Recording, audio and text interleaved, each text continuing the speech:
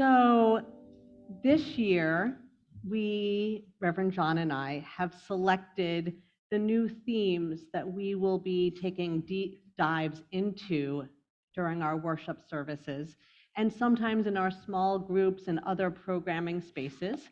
And the themes are the 7 values found within Article 2. If you don't know what Article 2 is yet, I invite you to put that curiosity aside for a little bit. There'll be plenty of time to find it out.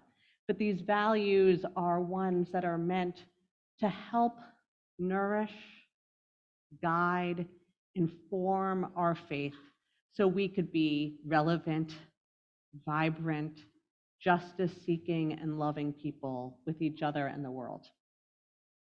The first theme is pluralism. And I'm going to talk a little bit about it today, but we're really going to do a deeper dive starting next week and all the way through October. And I'll just say Reverend John and I are really thinking about this in terms of religious pluralism. So I wanted to share a metaphor that my childhood minister, the Reverend Dr. Forrest Church, used to talk about pluralism. And it was called Many Windows, One Light. And he used this image of a stained glass.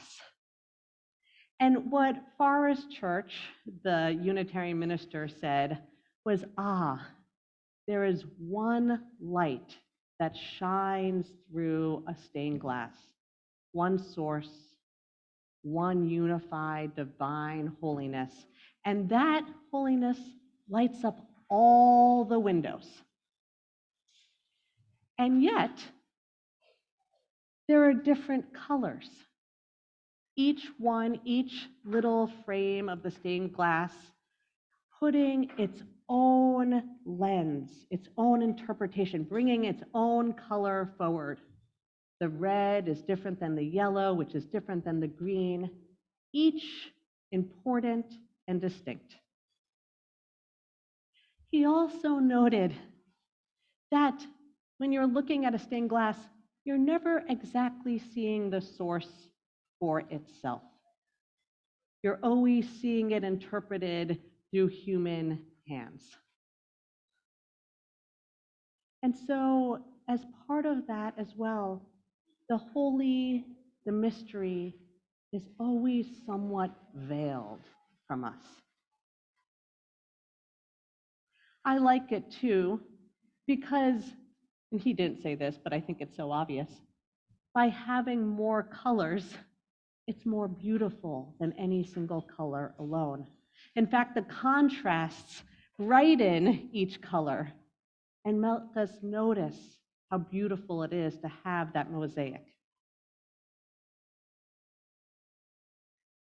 Universalists would say that the light that shines through is a light of love. But they would also say something a little different. The Universalists would say, and they would embrace a pluralistic world of many faiths, not that humans shape the various different faiths, but the holy reaches out in many different ways to try to connect with people of differing perspectives and needs and cultures. There is holiness in the many. Here's the thing I don't like about this metaphor. It's okay to correct one's minister, right?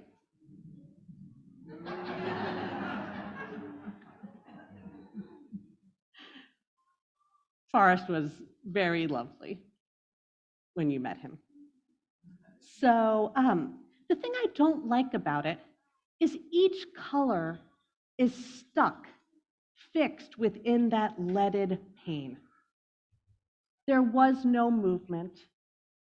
Their space was fixed and cut, unmovable through the centuries. Every one stayed in its place, even though we all know, starting in elementary school, that glass is actually a liquid. There's no movement, no change to the story.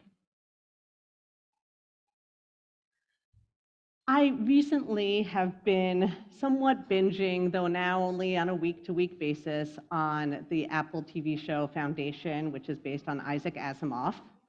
Thank you. And there's one image that I desperately tried to find to show to you, because they have something that, if you step really far back, kind of looks like the stained glass mosaic, but it's actually a mural that tells the story of their empire. And it's actually not paint. It looks like it because it's on a wall, but it's actually sand, like one makes a mandala with. And it's actually the eldest brother of the empire who creates that, putting in his wisdom as he forms this story. But here's the thing. It's actually not fixed. The sands have a movement to them. And as you add new sands, just at the edges, the sands will swirl together. The green will mix with the red, the orange will swirl in with the yellow, not so much that the original color gets lost or it all blends together in a heap that kind of looks, ugh, but enough that there's interaction, movement, vibrancy. In fact, they say these sands shift every time someone looks at them anew. And this, I think, is a better metaphor to what it means to be in a pluralistic community. We don't just come and stay in our little boxes with our beliefs or faiths. We come to mix. In fact, what do they say? Here's something. A Jew, a Christian, a pagan comes into a UU church. What do we call this? Sunday morning. You know the best part of when they come in and they talk? They say, "So what do you believe?" And they go, "That's so interesting. I've never thought of that before." Right? We mix a little. We share our differences. We hold multiple perspectives. We appreciate our own perspective and a perspective of someone so different from ourselves. And our edges mix a little in a holy encounter. This next couple months in particular, as we journey through pluralism, I invite you to think about what your core color is and what colors you might want to mix at your edges. What religious traditions you don't know well enough yet. What ones you might need to find a little bit more holiness in. May this be the good work we do together as we come together as the diverse community we are. May it be so, and amen.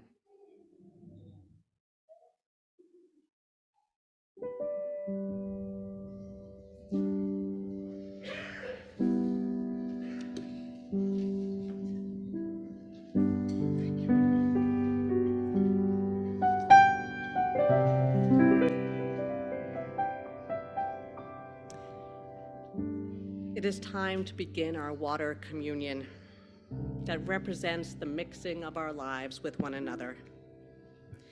This year, we have 4 vessels that metaphorically represent the various aspects of our spiritual lives.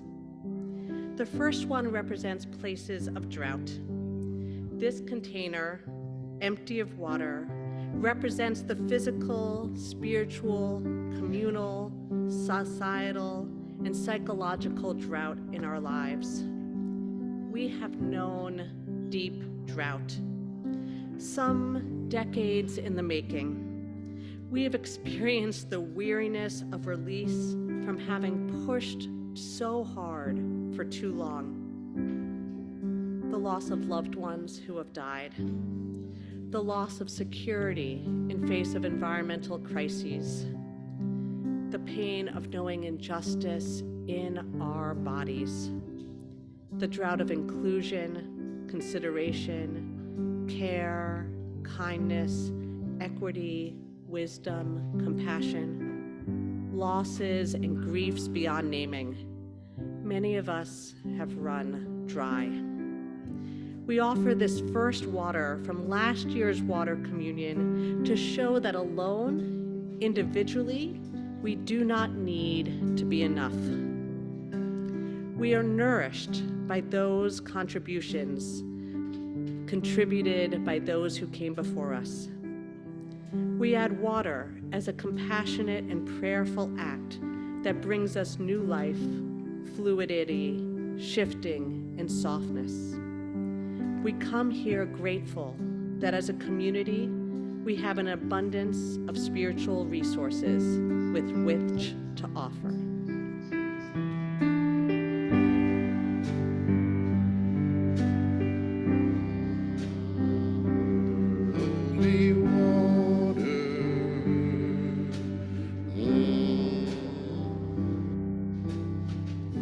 Waters that carry us to new places.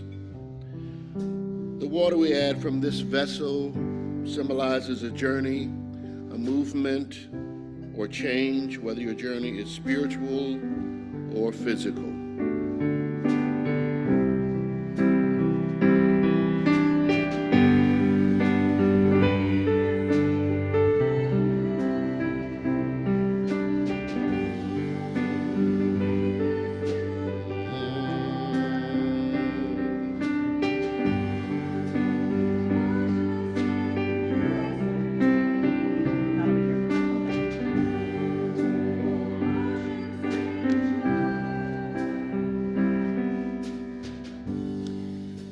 The storms that swirl. Water poured from this vessel reminds us of life's storms, the concerns and sorrows, confusions and frustrations, certainly the losses.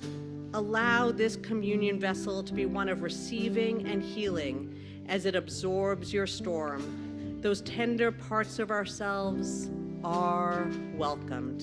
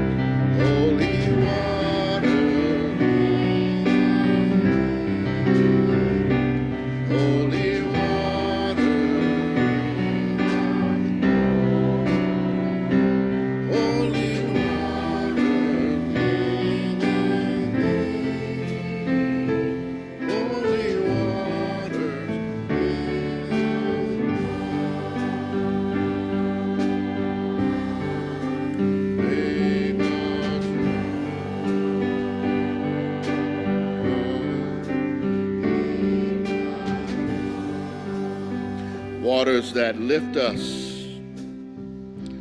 These waters remind us of the well springs of our lives, the sustaining waters of life, the waters upon which you can float and surrender, the waters that naturally replenish and refresh you, the joys that give you hope and lift you up.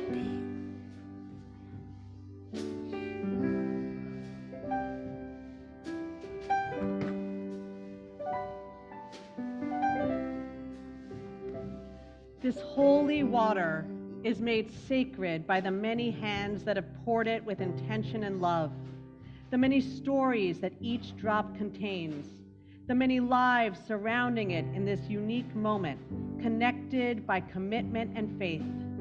I invite you to lift up your hands towards our water communion vessel, adding your energy to this communal blessing. This water is holy. May it continue to flow through this community, shining reflections of the unique gifts that flow through each of its members.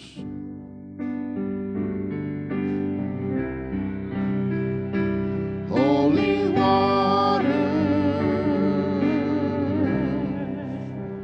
May it continue to nurture this community with sustaining hope that we journey together through ripples of growth and change.